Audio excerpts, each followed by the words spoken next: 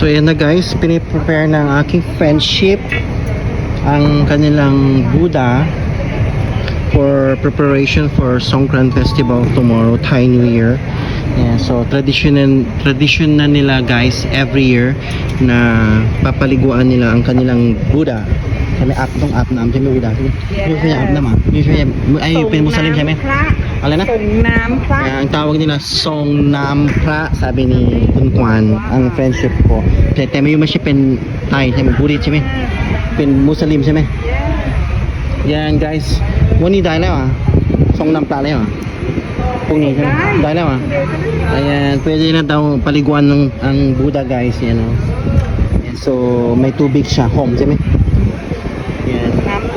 Alin na? Nam-up. Nam-up daw ang tawag nila dyan. Yan. Yan. Kasama kong aking friendship. Bango. Sobrang bangon. Ano na? Song Nam Phra. Ano yan eh?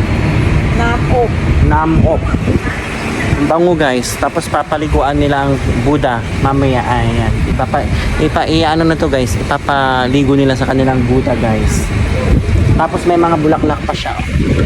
Ayan na. Bango. Home eh? Home na home. Tradition nila ito sa mismong Thailand. Usually pag Thailand Songkran Festival. So, ang Thailand Songkran Festival nila is start tomorrow 13 16 ha, kami. Tabuan na. Ayan. Every year. Yun yung sinasabi nilang ano, yung tawag nila guys, how to say, Songkran Festival, basaan yan, malalang basaan. Yan, dito sa Thailand, splashing water everywhere guys. Yan. Mamayang gabi, ayan, pupunta na ako sa area na kung saan naglalaro na sila, nagbabasaan na sila guys ng tubig guys. Dai. Ayan.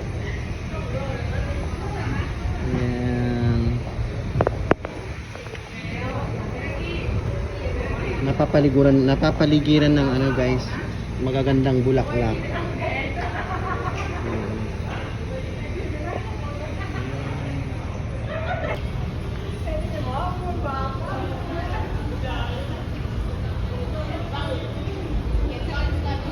Papaligiran siya ng mga magagandang bulaklak guys.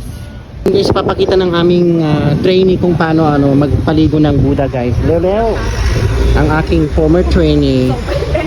Yan. Tingnan natin yan.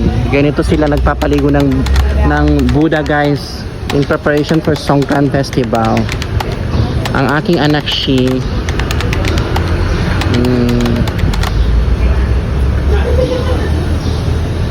yan, tapos magwaway sila.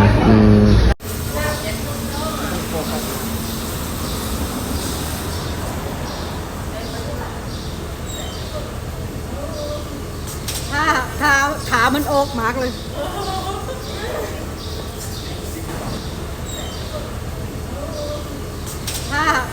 Thả mình ốp mát lên.